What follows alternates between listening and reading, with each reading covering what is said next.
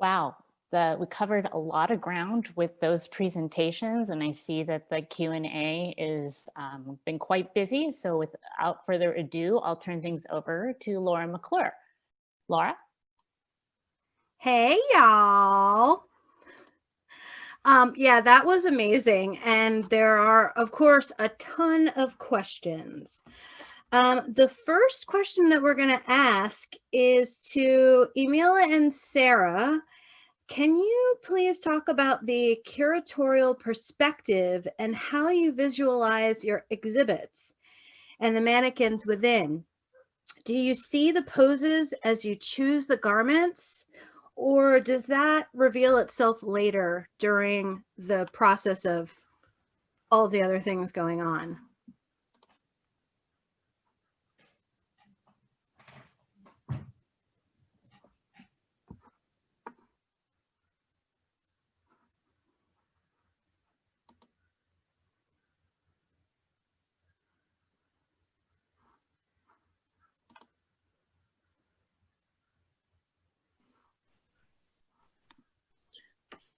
Do you mean me, Sara? I'm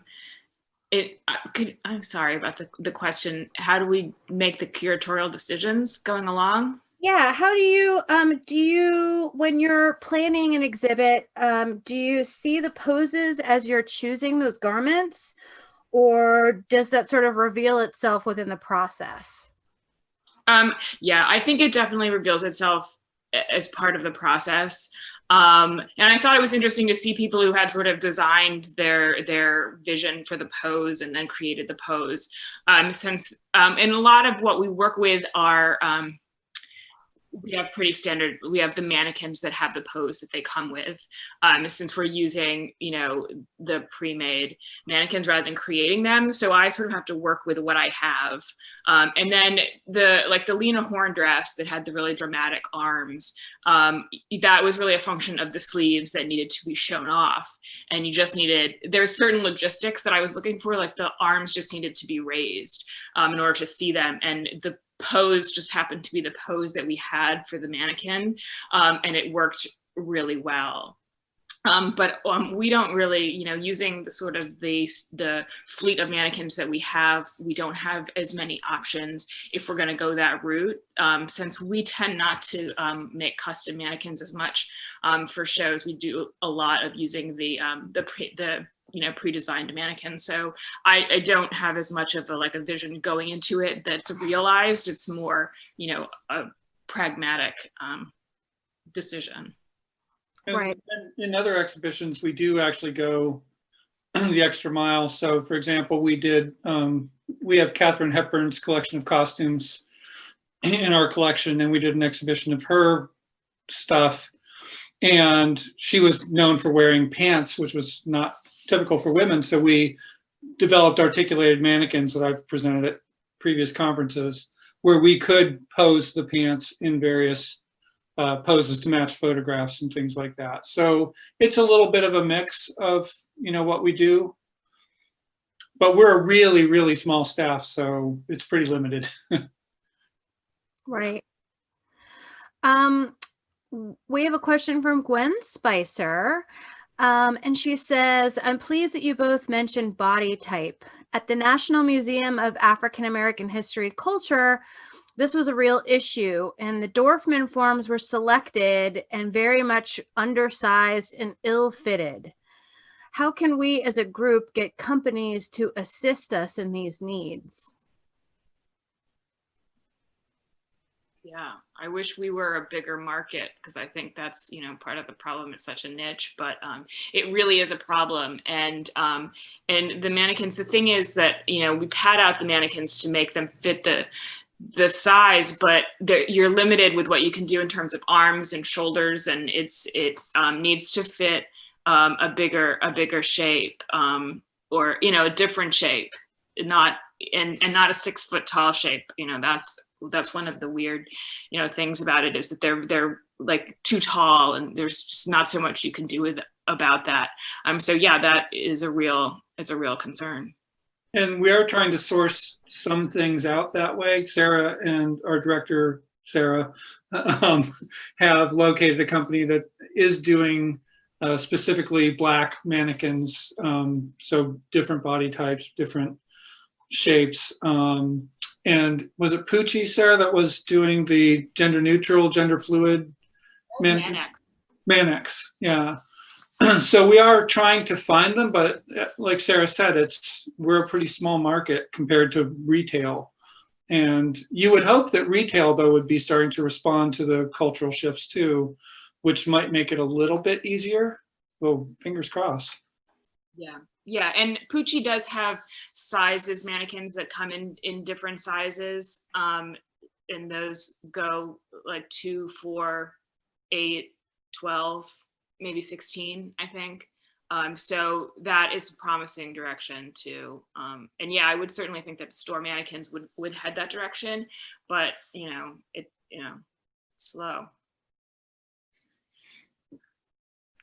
And we also have a question from Vincent. And he says, I want to thank you for your bravery and candidness in presenting your difficulties with mannequins and cultural representation. I would like to point out that though that it seems like you chose the dominant culture to have heads, and you avoided heads for ethnic and counterculture mannequins. Can you explain this choice again in this light? Being headless does send a somewhat disparaging message when compared. Why not all headless? Yeah, I mean, that's a really good question. And I will say that, well, first of all, the reason why they're not all headless is that we have the Christie mannequin. We don't have enough of the headless mannequins to do the whole show with headless mannequins. And the Christie mannequins have the heads, and so there had to be some division made of like which ones were getting heads and which ones weren't getting heads, because I sort of like not having heads for anything, and it saves us from doing hair, but the higher ups don't like the idea of decapitating all of our mannequins because it's a one-way street and we can't get the heads back on them once we go that route. So I've been overruled so far on decapitating the fleet. But and I think that's a really interesting point. And I have to say that I didn't actually think of it as so much a gesture against the ones that don't have heads. Although, point taken, I hear you. And also I will say that ultimately the distinction between culture and counterculture became very diffuse, and it's not explicit in the exhibition. I don't think anyone going through it would pick up like which ones don't have heads and which ones do have heads, because as I was going through and sort of curatorially, the division between what is culture and what is counterculture became very nebulous, and it was very hard to keep track of what I was even saying was culture and counterculture. And while certainly, the culture represented the establishment and the power structure, and the counterculture would be people of minorities, I think in a lot of ways, the dresses that were associated with the culture could very easily have been worn by minorities, could have been worn by, African Americans, certainly dressed in the same styles, and the hair was also I looked at pictures of African American women and their hairstyles as well as white women, and the hair, it's not distinct or clear. I mean, obviously it's Christy Turlington's face, and so it's saying they're white, but that's not necessarily inherent in which pieces were had the heads and which pieces didn't have the heads. But no, and that is really important to think about, who's getting heads and who's not getting heads if we're making those decisions. And I think it is interesting to hear that is interpreted as a value judgment against the headless, because for me a lot of the decision in not having heads is logistical. Like, does the head need hair? Is the mannequin that's going to fit, is that a mannequin that happens to have a head? So there's a lot of decisions that are made that are not judgment, but it is really important to keep in mind the potential. Right. Our next question is, to the wonderful presenters. Will you discuss the pros and cons of using modified off-the-shelf forms versus custom made? Time. Mostly time for us because we have so many that are already in stock. You know, I'm working right now on making 10 mounts for some vests, and it's going to take me the better part of this week. So I don't always have that luxury. And I do a lot of the mounts as well. And I'm the curator. I handle the social media. Sometimes I teach classes. So we just have we're like a short staff, and there's logistical issues that tend to govern things. Okay. For Sara and Jim, how do you inventory and keep track of the variety of mannequins and what features they have or what colors they are at a given time? Is it a lot of visual sorting, or do you maintain a detailed inventory? That is something that we just tackled this past summer, I'm happy to say. We found a cloud-based relational database called Airtable that's free, which is great. And my students went through and inventoried and tagged with barcodes every single mannequin, noted their location, took a photograph, inventoried how many arms we have. So we actually have a really good system now for keeping track of it. If only I would actually, get out my phone and note when I move mannequins. So, we'll get there. But one of the things with our conversations about introducing color is going to be, how do we track, there are 6 Christie mannequins that are painted a darker tone, and, which arms go with it, because not all the arms are identical. So there will be some logistical challenges, but yeah, the barcoding has helped immensely, because we can literally just pull out your smartphone, shoot the barcode. It'll tell you, what shows that mannequin's been in, what condition it's in, all that kind of stuff. Okay. We have a question for Laura Flecker, which is, can you share your brand and source of exhibition paper? Well, to be honest, I would have to look that up. In the case of the Fashion from Nature exhibition, we used a recycled paper that was actually used within the design of the exhibition, and that was how it was selected. So I can't actually remember at this moment where we got it from, but I could certainly look that up. But it wasn't, it wasn't a specific exhibition paper. It was a paper that was chosen by designers to be used within the exhibition, and it was a recycled paper. Obviously, had been chosen for this exhibition because it was all about nature and fashion and recycling and all the rest of it. So, sorry not to be able to answer that a little bit more clearly. It's nice that it was recycled. It's nice that it was. Okay, our next question is for Mare. What archival/tested satin would you recommend for using on your forms? Well, I don't have that much access to fabric, and so I have to confess it was Joanne's Finest Satin or China Silk. White, washed, ironed, and that was the whole of it. Joanne's is awesome. We've got a. I hardly even have a Joanne near me anymore. Oh no. Yeah, fabric stores are disappearing. We all have to go out and buy fabric. Our next question is for Sam. Sam, what is a foam coat? A foam coat is a product that was first introduced to me actually by Shelly a couple of years back, and I've only recently had an opportunity to use it. And it's a non-toxic water-based coating that comes in powder form, and you mix that with water and you can apply it to all different kinds of foams, whether that's polystyrene or it's used a lot in the prop kind of world as I think as well. But perhaps Shelly, and I know the V&A have used it a lot as well, so perhaps you could talk a bit more about that. Yeah, I first learned about foam coat from Fred Sager and the folks at the Met because they used it a number of years ago on a mount for an Etruscan chariot, where they used ethafoam and then coated it with the foam coat to paint on it and make it look like wood. So I think it's kind of a gesso-like material that's used in theatrical, movie sets and stuff like that. But they're the ones who discovered it in my head.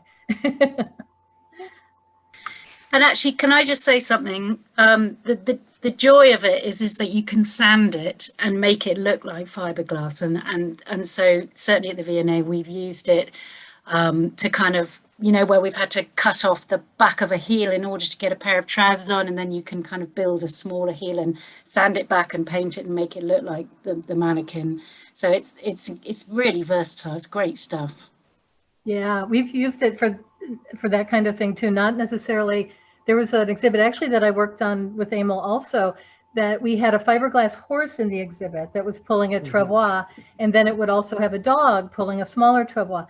And we couldn't find a fiberglass dog, but all we could find was a cloth covered dog. So I had to coat it with foam coat and then make it look fiberglassy. Do you have a supplier for that? I think through theatrical companies, I just Googled foam coat. I think like Dazian or, those kind of places. Yeah. Shelly, we actually have another question for you, so don't go anywhere yet. What material is the gray mount of the Circle of Life, and what is the gray finish made with? So that is Phosshape. All the hands and the faces and the feet, anything that was exposed in that exhibit, in the Circle of Dance exhibit, were covered with Phoshape essentially. And the way that I got those sculptural, the way I created the molds were in a variety of ways. So for the heads, I had some, extra foam around, and then I used this material called Sculpt-A-Mold. That's just like a cellulose, like you use in kindergarten, to make, you put water in it and you stick it on things. And that doesn't stay in the case. That I just kind of used to build up on top of the foam to create cheekbones and brow lines and noses and things, and then let that all dry. And then I used that to wrap the Phoshape around. And so what's going on, and then the Phoshape, after that's steamed, then that holds its shape. And then we painted it with gray latex, low VOC latex paint that had been approved, which really changed the texture of the Phoshape and made it starts out a little bit rough, but it made it very rough. So anywhere that there's an overlap with the garment, there's a good layer of padding between the two, felt or whatever. So that's how the heads were done. And then the hands we kind of whittled down the number of poses with hands that we needed. So there were quite a few men holding things in their right hand. so we got a bunch of people together and did like a hand, a bunch of little just hand molds, where we kind of had a party where I invited a bunch of people in the conservation and collections departments, and all the men that I could get in for the male poses, and just had people do those poses. And then we used those casts and wrapped the Phoshape around it. And then, then you take off the Phoshape and you essentially have a skin that you can use you can cut around and wrap around any of the real support that's going on underneath. So there are mounts holding up the headdresses and things like that are separate. And then the skins kind of wrap around. That is so cool. And while I have you here, and maybe Emil can chime in too, Karen has said, I see all these beaded dance ensembles are relatively contemporary, worn by modern people. Do you have and work with any older collections made in the past, and have those survived? Emil, do you? I know. I was just thinking of identity by design. We still used older materials. I mean, older dresses for that. It wasn't just a contemporary. It was just, I think the oldest one we had was the side fold dress that had, was like early 1800s, in which we had to build a mount for that. That was just virtually, the dress had to be laid flat, and that's how it was stored later. But I don't know, do you want to add something? Well, I think that you really hit on something there, because I think that depending on the fragility of the garment, no matter what age it is, that does restrict what we can do with it. And so for all the garments that were in the Circle of Dance exhibit, for example, because those were so animated, or with the dresses in the contemporary dance section of Identity by Design, we knew that there was more, of course, we consulted with our conservation department to see what the dresses could actually do. And so for many of the older dresses, we definitely could not, kind of wrap them around and do all kinds of things, that we might be more restricted in what the beads can take, or, any of the limitations there. Well, I remember one of the, if you remember, one of the little girls' dresses, a little small one that's fully beaded, the top, the skirt, everything.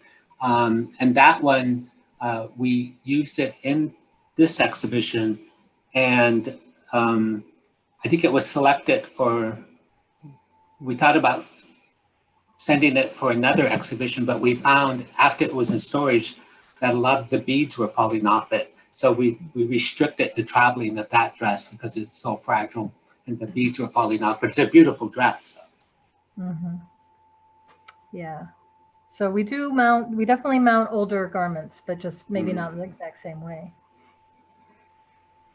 And we have a question that is, where did it go? This is from social media. With all the different, more animated poses, how does that impact the costume? Can it create folds or creases? Can it create stress on the fabric?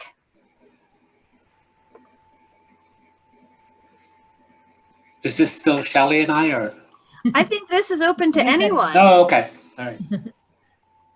You're here, so you should answer. Well, I think for us, I mean, I think the ones that really did, and then Shelly probably hit this earlier, was that the more contemporary ones have the ones that have the more shape and the more movement to it, and things that newly required.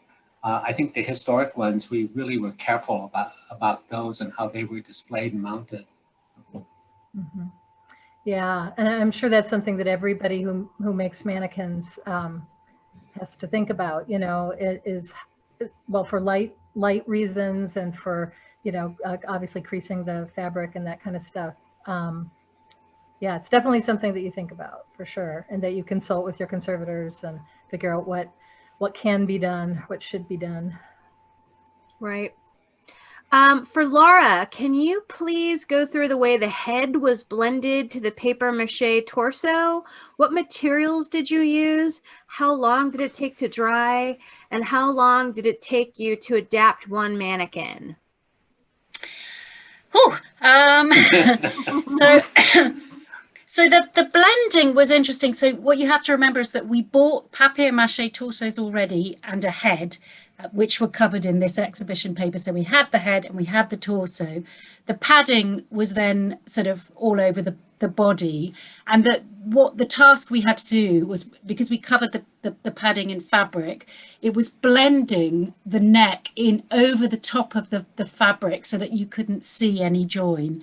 And we did that by, I finished the fabric with a very tight band of bias binding to make it as flat to the neck as possible, and then covered the layers of paper over the top. I hope that kind of makes sense. The paper, I mean, papier-mâché, basically, it's not a fast drying thing, and I tended to do it last thing in the day and would leave it to dry overnight before putting a second layer on. And I was putting sort of 2, sometimes 3 layers over the top to make a good sound, solid finish to the whole thing. And how long did it take me to adapt and pad up, presumably one mannequin? I mean, it does depend terribly on you know the extremeness of the shape and the size of the figure that you start off with. It could take anything, you know, the resculpting of the body itself could take anything from, I don't know, a day to 3 or 4 days even. But then when you add on underpinnings, particularly something as extreme as that sort of very large pannier frame that I had to make, that's obviously additional time on top. And also if you're making replicas and things, that's also extra time. So it's not a, you know, historical costume doesn't tend to be a speedy process, a speedy costume to mount, but and then when you add in the layers of paper that you had to add in as well, it wasn't fast. But yeah, I hope that kind of answers the question. I think it does. Brett Angel, how often are you asked to recreate ornaments and design components for costumes or other? That was really the first time. I mean, often the MFA Boston has a huge costume collection and accessory collection, and so often I'm just making mounts to help stabilize or have some way for the accessories to attach. But this is probably the first time that I actually made finished pieces that were going to be visible as accessories. So it was a new first for me. And then really quickly, do you know who the maker is of those acrylic mannequins? The brand is MD Studios, and if you're in the US or on the East Coast, we get them from New York City from a place called DK Display Corp. They have a website, so you can get them locally if you're in the US. Okay. I'm popping, it's Lauren, I'm popping back in as moderator, and I hate to interrupt when there's so many good questions, but this is all the time we have. But